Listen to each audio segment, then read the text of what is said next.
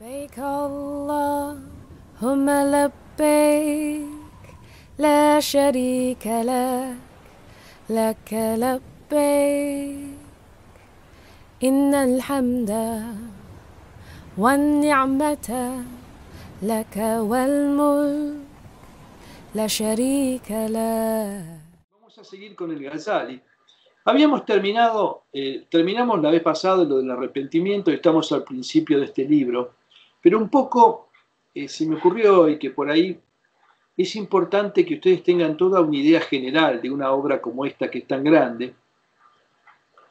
Bueno, son 4 tomos, pero además, digamos, viene de una obra que es 3 o 4 veces más grande que esta, inclusive. Este es un resumen que él mismo hizo de una obra mucho mayor. Y esa obra, digamos, es una de las grandes obras del sufismo de la época clásica. Y tiene, digamos, una estructura la obra. Es importante de alguna manera entender la estructura de la obra. Lo que comienza,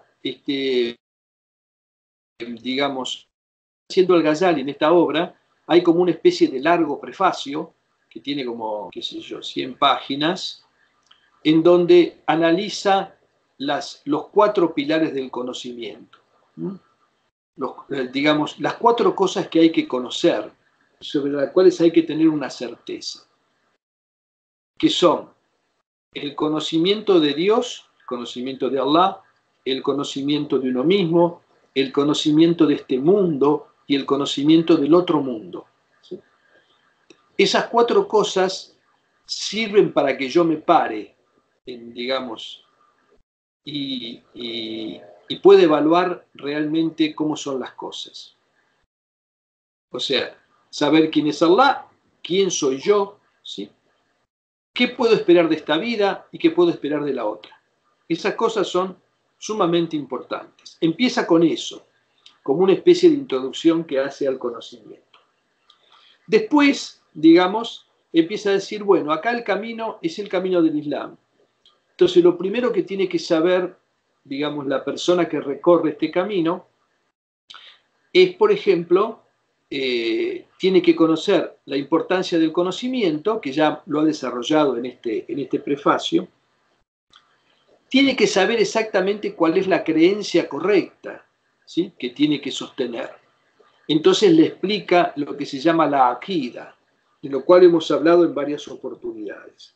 Una akida que va más allá, digamos, de la akida básica que nosotros conocemos, que es: creo en Allah, en sus ángeles, en sus mensajeros, en sus libros, en el día final, ¿sí?, en los ángeles, en el día final, ¿sí?, en la resurrección después de la muerte y en el destino, digamos, bueno o malo, que proviene de Allah. Hay muchos otros elementos. Él desarrolla más o menos del tema de la akida. Y después desarrolla lo que son las cuestiones básicas de la conducta del musulmán, ¿sí? O sea, lo que se llama la relación del siervo con Allah, las ibadat. Aparte de describir cómo es la oración, cómo es el zakat, cómo es la peregrinación, cómo es la purificación, cómo es el ayuno de Ramadán, etc., y algunas otras actividades de la vida, explica el sentido interno que tienen esas cosas, cuál es su verdadera esencia, su verdadero sentido espiritual.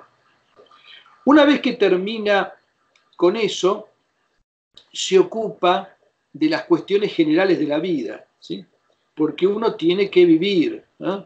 Es decir, creo que tengo por acá el índice de la obra. Entonces, en el primer tomo habla del ayuno, la peregrinación y todas esas cosas, la recitación del Corán, el zikrullah, ¿sí?, las devociones que caben en las distintas partes del día.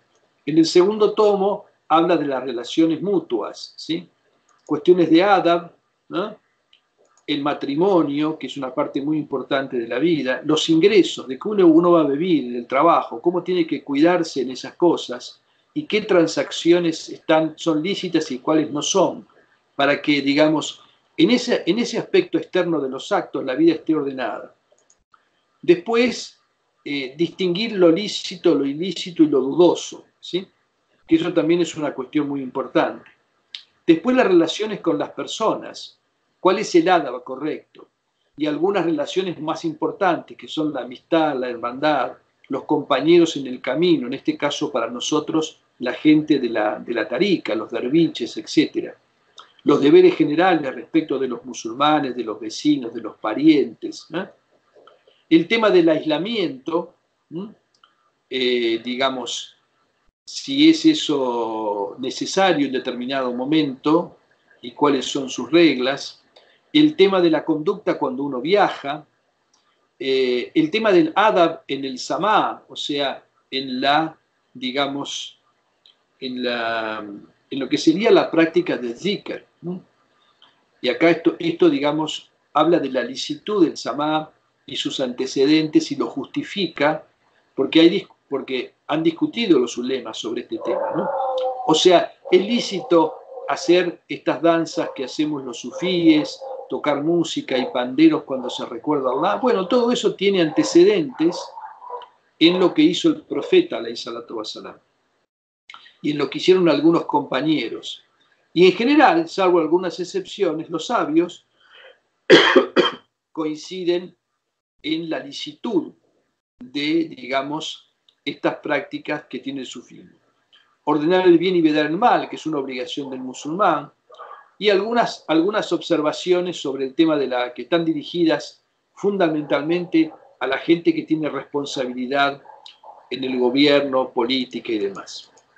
Y después, en la tercera parte de la obra, está dedicado a los vicios éticos del alma. O sea, esto es una cosa que va desde afuera, desde afuera hacia adentro. Es un camino que va desde afuera hacia adentro. Lo primero que yo tengo que arreglar, lo primero que tengo que hacer es tomar conciencia de lo que tengo que conocer.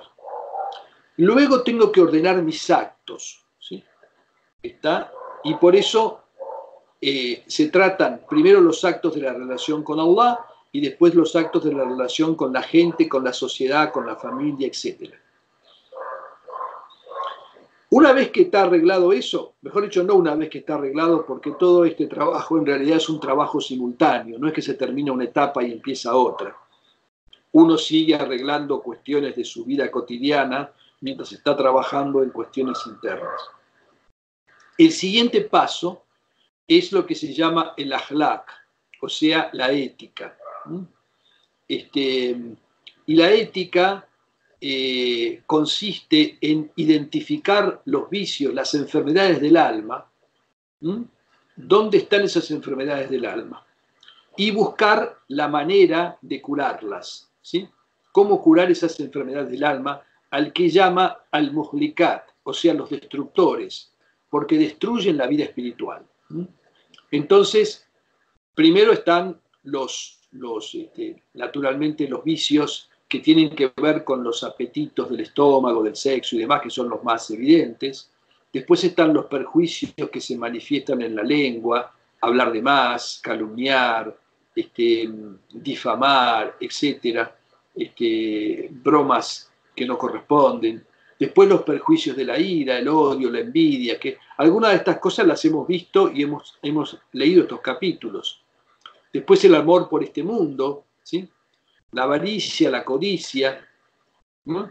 El ansia de fama y de reconocimiento entre la gente, la hipocresía, que es una de las cosas que leímos también con cuidado, que tiene muchos aspectos y que leímos oportunamente este capítulo, la soberbia, el kiber, cada vez son, digamos, cuestiones, digamos, vicios de carácter cada vez más sutiles. Es un vicio muy obvio que uno tenga, que sea uno muy, muy concupiscente respecto de la sexualidad o cosa por el estilo. Eso es muy claro, se lo ve con claridad y es relativamente sencillo, no en todos los casos, pero es relativamente sencillo de ponerle un coto. Son vicios bastante claros, pero los de la soberbia, la de la vanidad, la de la hipocresía, son vicios mucho más internos, mucho más sutiles y mucho más oscuros de identificar en sus grados más profundos. Bueno, y por último, los errores de la ilusión, de la inconsciencia, etc.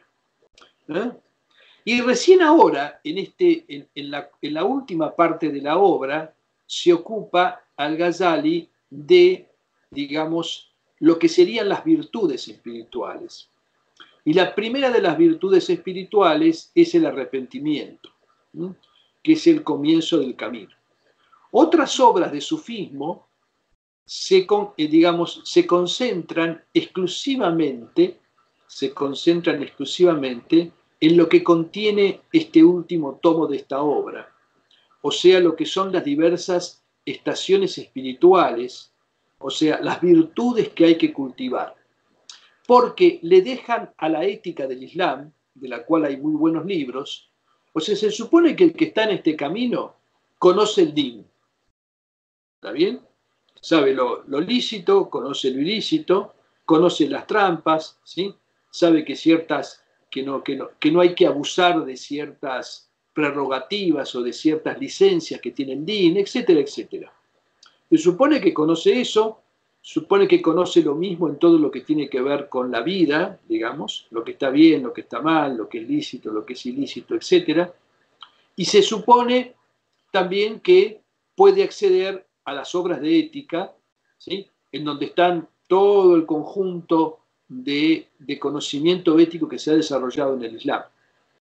Entonces se ocupan de esto, que esto sería específicamente lo que tiene que ver con el sufismo, la parte más interna.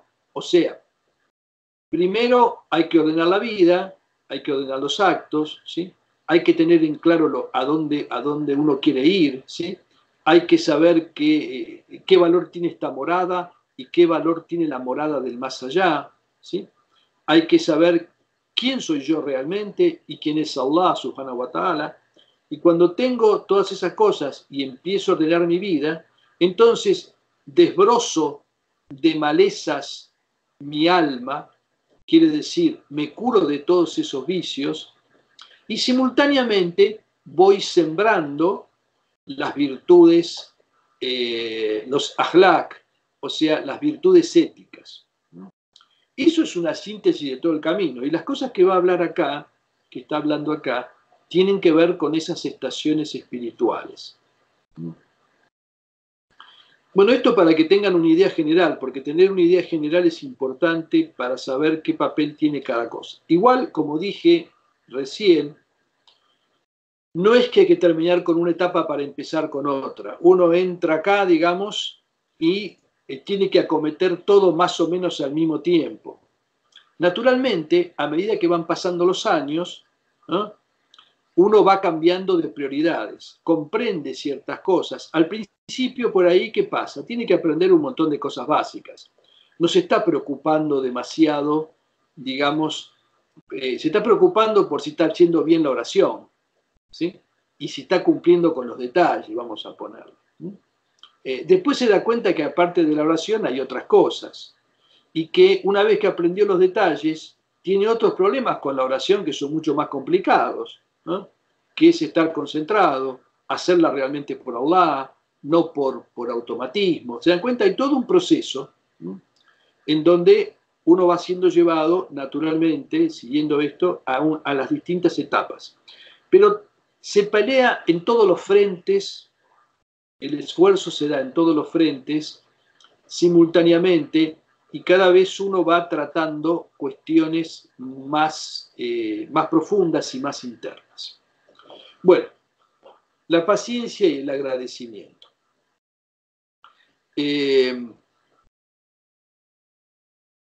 Acuérdense que, bueno, debe saber que no se llega al arrepentimiento si no es con paciencia y perseverancia. Vamos a traducir la palabra sabr con los dos sentidos, paciencia y perseverancia. Porque paciencia tiene un sentido pasivo y perseverancia tiene un sentido activo. Uno persevera cuando se entrena para lograr superar un determinado récord y insiste en ese entrenamiento. Eso requiere perseverancia. Uno debe ser paciente, por ejemplo, ante, digamos, una enfermedad crónica que no puede superar, ¿sí?, o ante alguna pérdida material o de algún ser querido o alguna otra prueba por el estilo. La palabra sabr reúne de alguna manera ambos sentidos. Bueno, en realidad dice, ni la realización de ningún acto de obediencia ni la abstención de ninguna desobediencia se consiguen sin paciencia. Por esto es que cuando le preguntaron al mensajero de Allah qué es la fe, respondió la paciencia y la tolerancia, agrega, digamos, en otra versión de este hadiz. Y él dice en otro hadiz, la paciencia es la mitad de la fe. Es decir, la paciencia y la perseverancia es la mitad del logro de la fe, porque se necesita fundamentalmente para afianzar, digamos, la fe en el corazón. Es por esta importancia de la paciencia que se la menciona más de 70 veces en el Corán. En el camino hacia Allah Ta'ala, cada grado mejora otro previo que se logra es fruto de la paciencia y la perseverancia.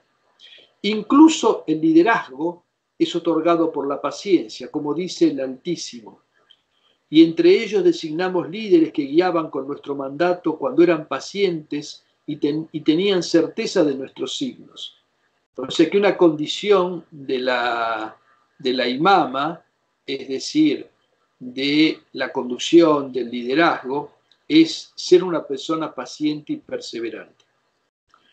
Él les concederá a los pacientes una recompensa ilimitada, como afirma en el Corán. Por cierto que a los pacientes se les dará su recompensa sin medida o sin contar. Bueno, acá hay algunas otras cosas tomadas de otro lado, que dice, la fe tiene por cierto dos mitades, una mitad es paciencia y la otra agradecimiento, como se ha transmitido en los relatos y las tradiciones proféticas. Ambos son, además, atributos de Allah Ta'ala y dos de sus más bellos nombres. Los nombres divinos a los que se refiere son pacientísimo, sabur, y agradecido, shakur.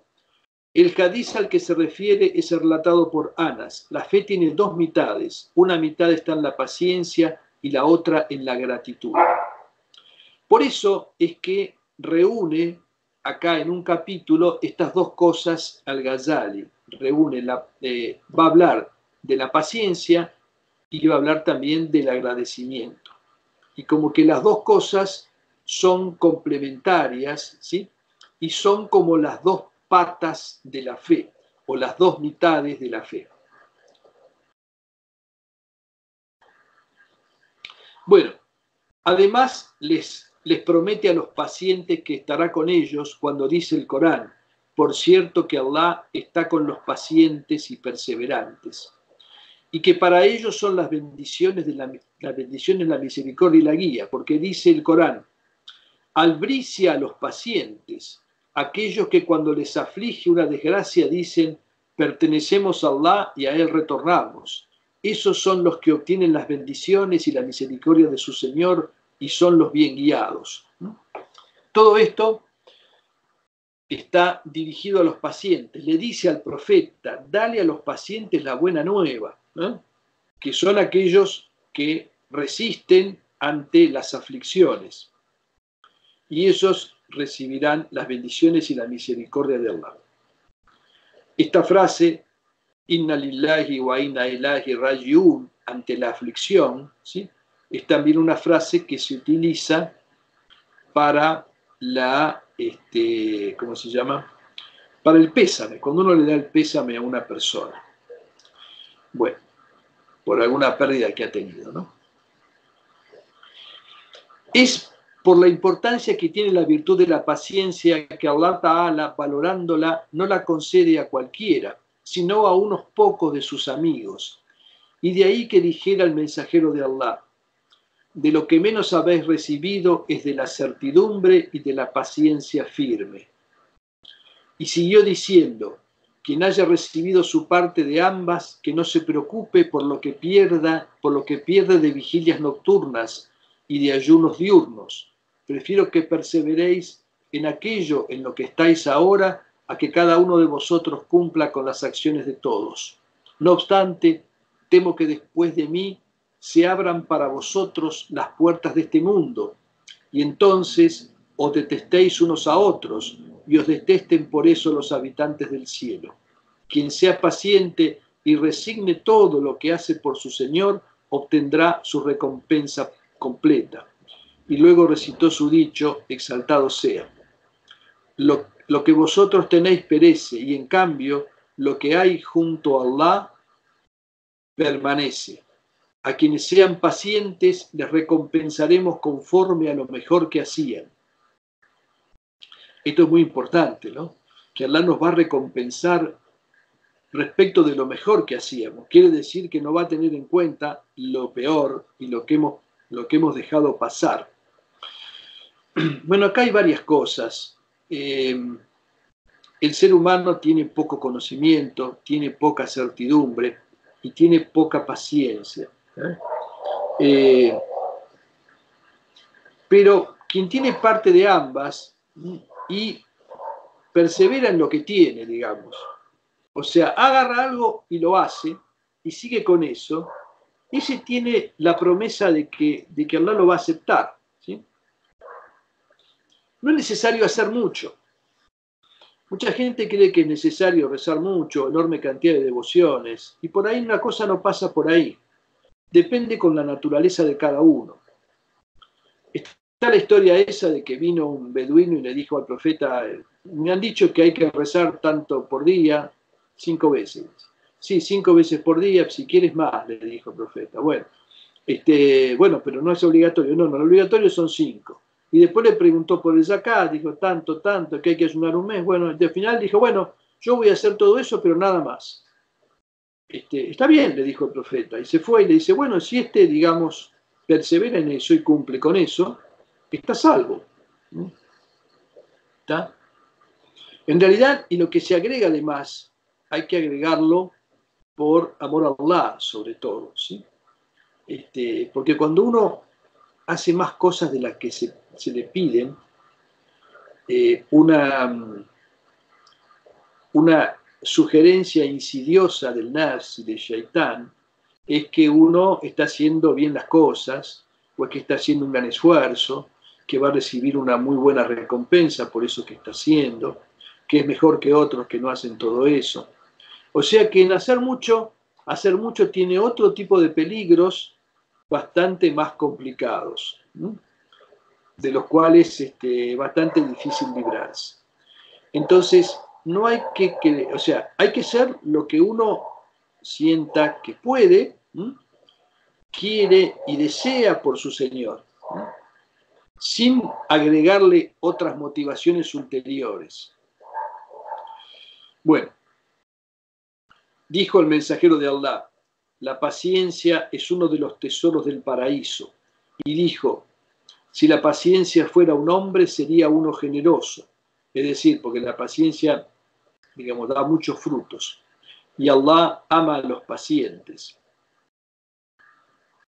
Y dijo también, las mejores acciones son aquellas que detestan los egos. Esto es una cosa muy, muy importante, este hadiz, ¿sí? Cuando nuestros egos detestan algo, hay que saber que eso es lo que más conviene. Hay una versión machirula, como dicen ahora, de esta cuestión, ¿no? Porque de alguna manera nuestras esposas son como son la otra parte de nosotros y un poco la expresión también ahí afuera, como una especie de espejo de nuestros nafs. Entonces algunos dicen, bueno, pregúntale a tu mujer y haz lo contrario. O sea, pregúntale a tu nafs. Si tu nafs dice no hace esto, más vale no lo hagas, ¿sí? ¿Está? Y si algo le gusta, no le des el gusto, ¿sí? Si podés, no le des el gusto. Bueno, se cuenta que Allah Ta'ala le inspiró a Daud, alayhi salam, revístete con mis virtudes, y entre mis virtudes está que yo soy el pacientísimo, as-sabur. Esta es una expresión que hay en árabe, que es vestirse, engalanarse con el akhlaq, o sea, las virtudes éticas. ¿Por qué? Porque son como una especie de vestimenta para el alma, digamos, es algo que adorna, es algo que resalta nuestra condición humana y la lleva a los, digamos, a sus niveles más elevados. Y por eso que entre mis virtudes, porque ustedes saben, ¿no? Alguien le preguntó a Aisha, bueno, ¿cómo era el carácter del profeta? Y dice, bueno, si quieren conocer cuál es el carácter del profeta, lean el Corán, porque el carácter del profeta era el Corán. ¿Sí? Y bueno, y Allah es sabur, y Allah ama a los pacientes, está con los pacientes, como dijo ya en la ley anterior. Dijo Jesús, el Mesías, no obtendréis lo que amáis a menos que seáis pacientes con lo que detestáis. ¿Sí? O sea, soportar eso que uno detesta es esencial para obtener lo que uno ama. Lo que uno detesta es aquello que el ego detesta. Bueno, cierta vez el mensajero de Allah vio a un grupo de los ansar. Esta cuestión de contradecir el nafs es muy importante, ¿no? Lo dice Allah en el Corán. Puede ser que se os indique algo que no os guste, pero que sea bueno para vosotros, ¿no? Y esto pasa todo el tiempo. Cierta vez el mensajero de Allah vio a un grupo de los ansar en casa de Umar ibn al-Khattab y preguntó, ¿sois creyentes? Y ellos se quedaron en silencio. Lo repitió otras 2 veces. Y entonces Umar dijo, sí, mensajero de Allah. O sea, que el profeta viniera, que les pregunte, ¿ustedes creen? Como hace a veces el Baba. ¿Ustedes creen realmente? Entonces de repente el profeta estaba en la casa de Umar, había un grupo de los ansar, todos musulmanes, naturalmente, a todos habían, dicen Ashhadu an la ilaha illallah, wa anna Muhammad Rasulullah, y seguían al profeta, etc. Y le pregunta, ¿soy creyentes? Hasta que al final se animó, Umar le dijo, sí, mensajero de Allah. ¿Y cuál es la señal de vuestra fe?, preguntó el profeta. Entonces le dijeron que agradecemos en época de holgura, somos pacientes ante las pruebas y estamos satisfechos con el decreto de Allah. Y él dijo, sois creyentes por el Señor de la Kaaba. O sea, esta definición de la fe, presten atención a esta definición de la fe. Agradecimiento cuando uno está pasando por una buena situación, ¿sí? Paciencia ante las pruebas, ¿sí? Y estar satisfecho con lo que Allah ha decretado. Este es un nivel de la fe, una especie de nivel mínimo de la fe, ¿sí? Porque después hay un nivel superior, un nivel en donde se agradece inclusive la pobreza, ¿sí? en donde, digamos, ya las pruebas no interesan, ¿no? Y uno confía y está satisfecho con todo lo que proviene de Allah, ¿sí?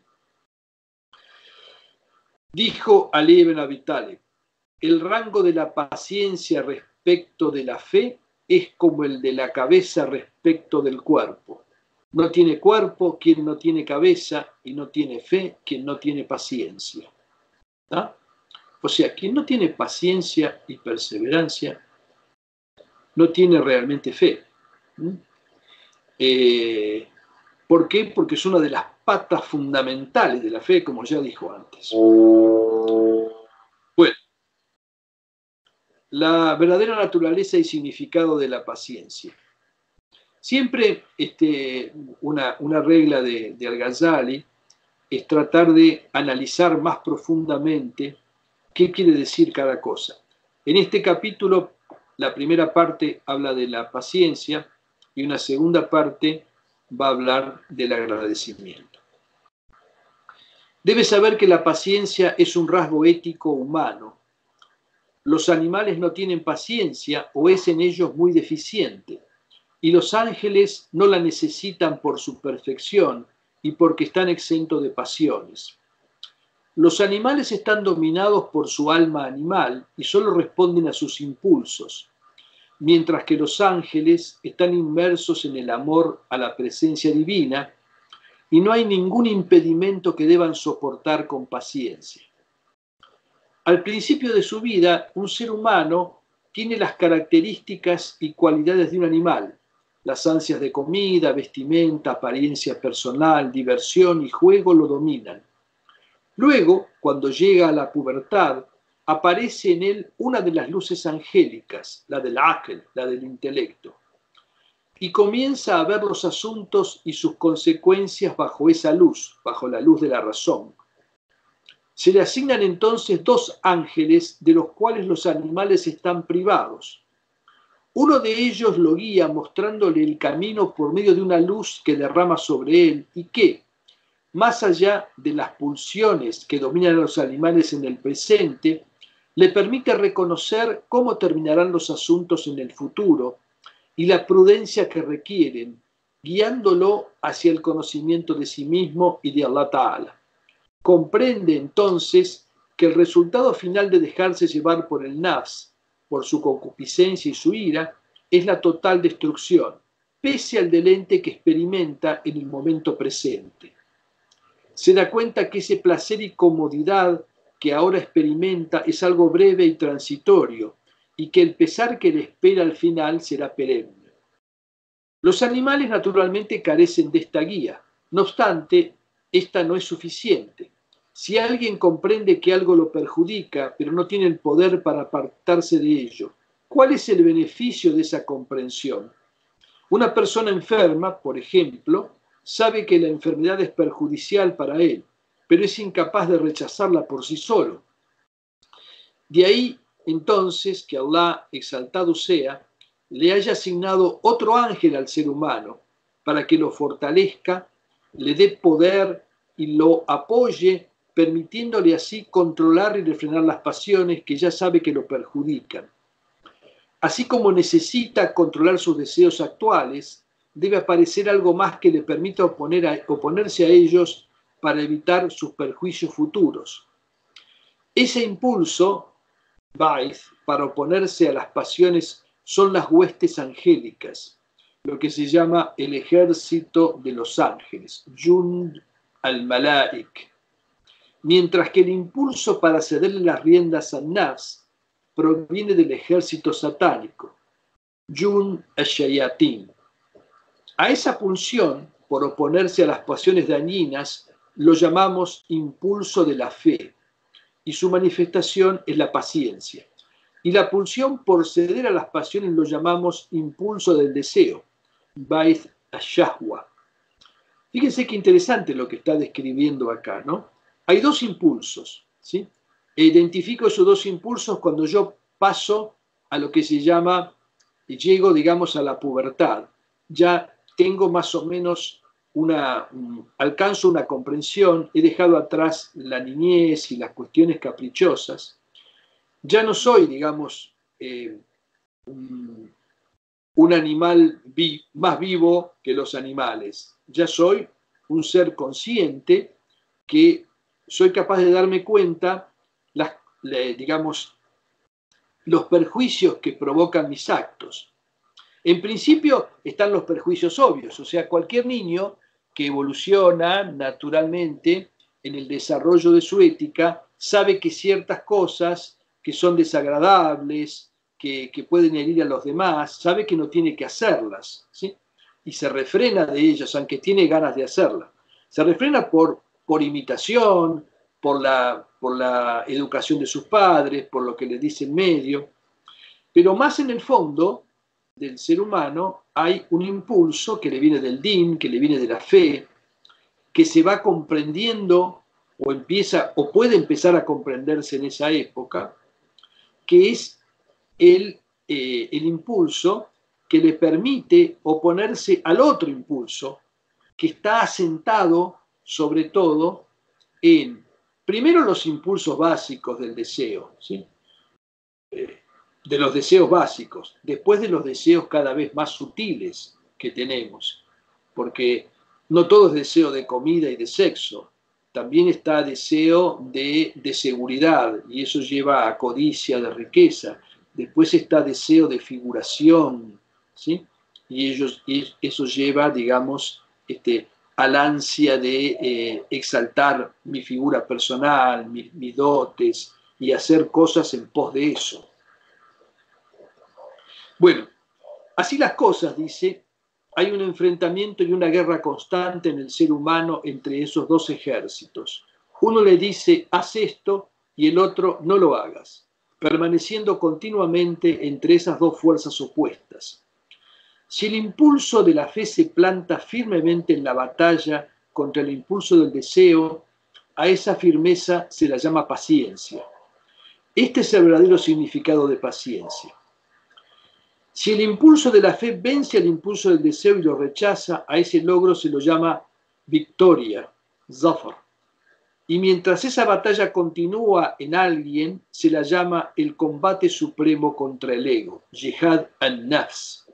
Así lo llamó el profeta.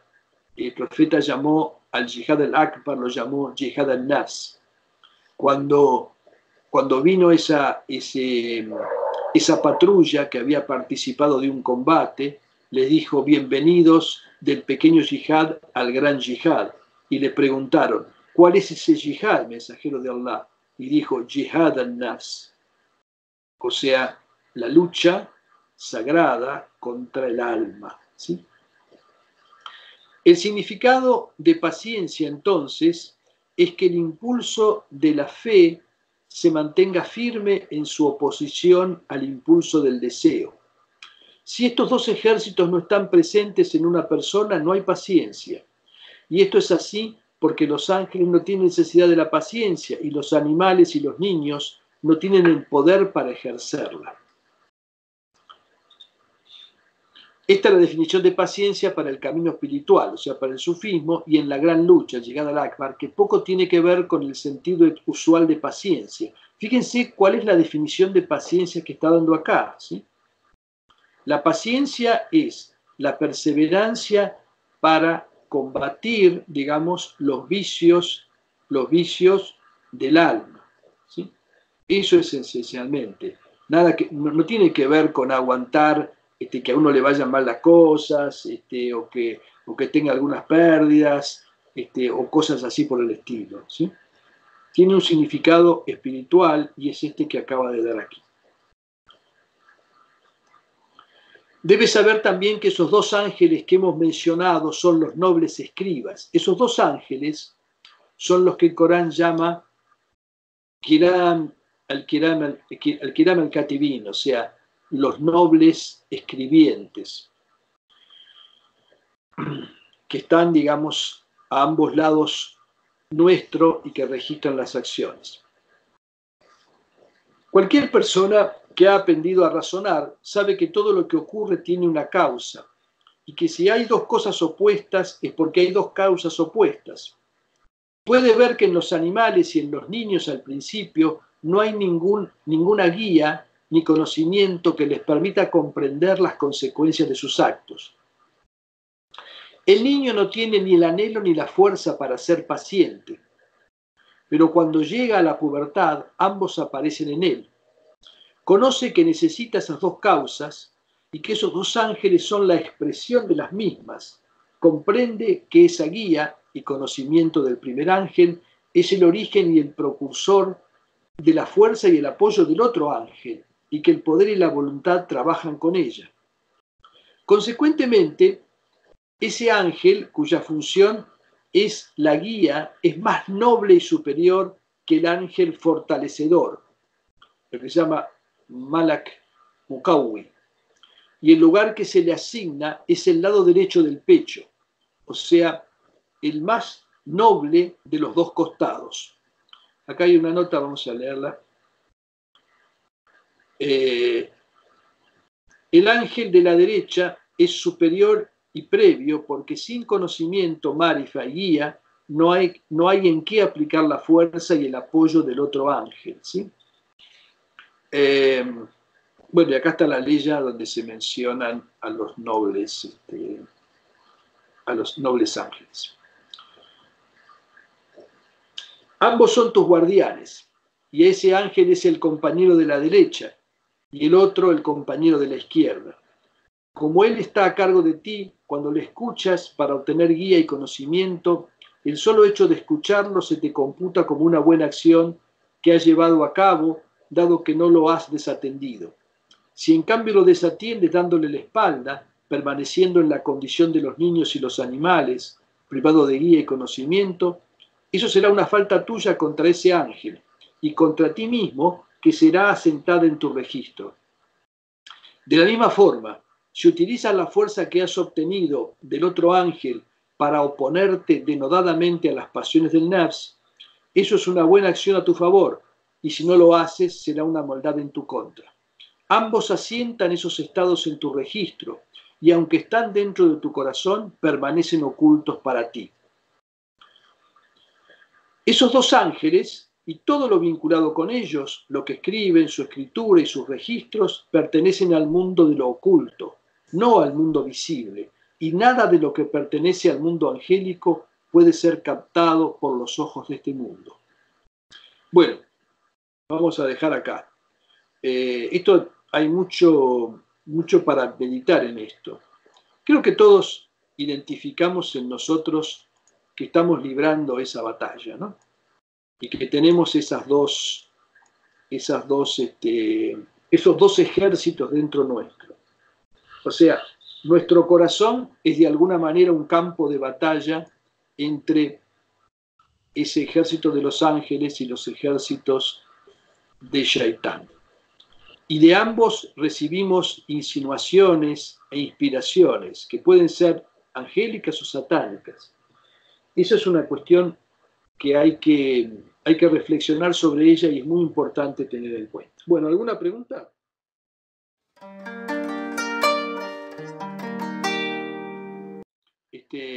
Si se empieza desde muy temprano, mucho mejor.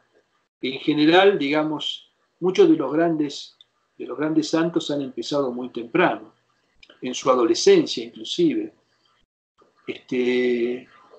Los grandes, y en algunos casos, los grandes sheikh empiezan desde muy pequeños, digamos. Ya vienen por ahí de una familia en donde ven el din, digamos, y lo practican desde muy chicos. Eso es muy importante. Pero eso no quiere decir que una persona no pueda, gracias a la tauba, al arrepentimiento, tener una transformación completa, ¿no? Hay muchos ejemplos de eso. Muchos ejemplos de eso. Entre los compañeros del profeta, entre los seguidores, gente que dejó una vida muy extraviada y cambió totalmente. O sea que no es que sea completamente imposible. No es así. Pero evidentemente, cuando más temprano se empieza, más, digamos, no sé si se puede avanzar más. No quiero decir eso porque no sé si eso es así realmente. Sí sé que los grandes polos del sufismo han sido gente que han estado entregados a esto prácticamente desde la pubertad, ¿sí?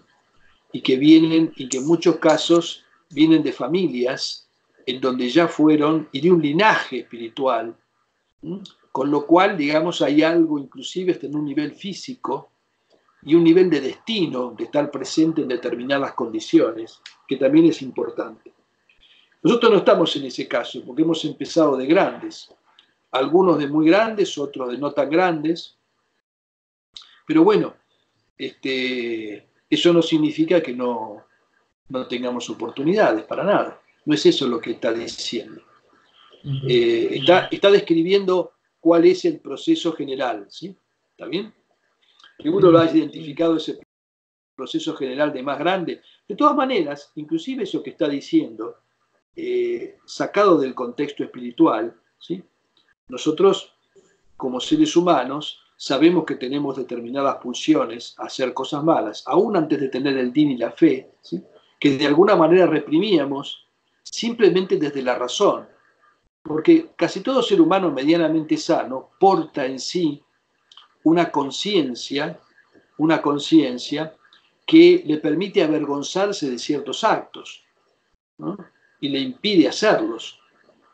Aunque no no se haya metido en un camino de fe todavía, o quizás nunca lo haga, pero tiene esos elementos, porque en la fitra de la persona está eso, ¿no? ¿Está? Ahora, también hay seres humanos, como dice el Corán, que son peores que animales, porque tienen la inteligencia del ser humano y están entregados a las pasiones de los animales con esa inteligencia subordinada a eso. Eso que tiene el hombre como más elevado está subordinado al instinto animal. Y esos son verdaderos satanases, porque no hay seres humanos así, pero son pocos. Son como el reverso de los santos, que son, digamos, como ángeles metidos en la forma humana, ¿no? Pero hay ese otro género de personas en donde está todo totalmente invertido, ¿sí? Y en donde son capaces de hacer cualquier... El resto de los seres humanos, aunque no tengan una fe firme, tienen una serie de restricciones porque se resisten a determinados actos, porque se dan cuenta de que, o sea, sienten internamente de que eso está mal y les pesa y se avergüenzan internamente. El tema de la vergüenza también es un componente de la fe muy importante, ¿no? Para todos los seres humanos, no solamente para los que están en el camino espiritual.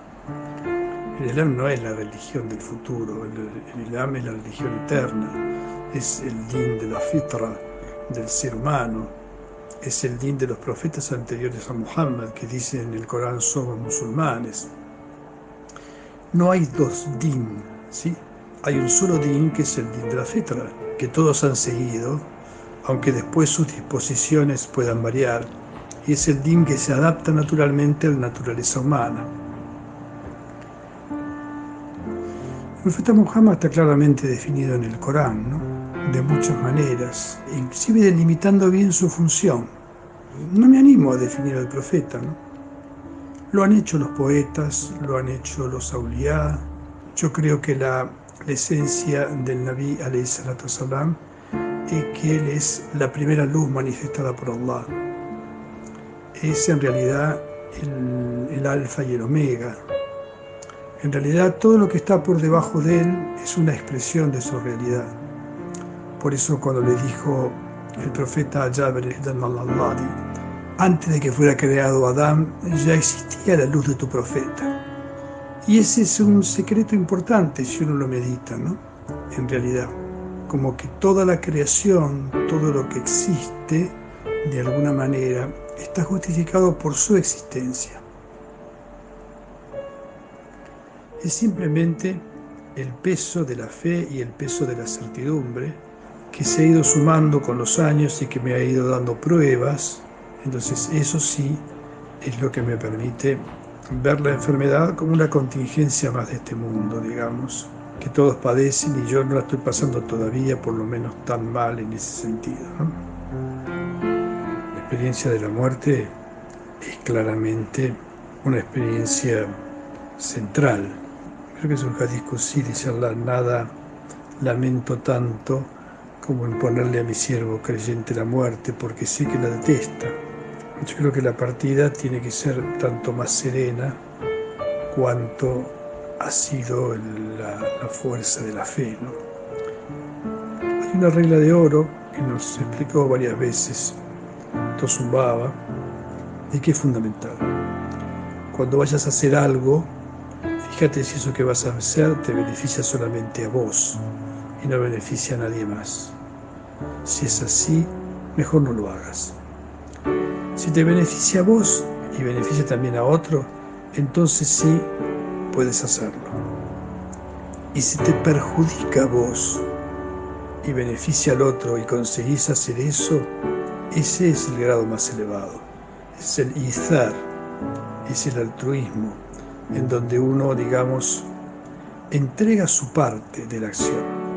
Yo creo que esa regla de oro es clave para vivir. Si alguien la pone en práctica, realmente alcanza la felicidad. Sacrificarse por el otro, perjudicándose uno mismo, ese es claramente el grado más elevado. Walhamdulillahi Rabbil Alamin wa bihi nasta'in.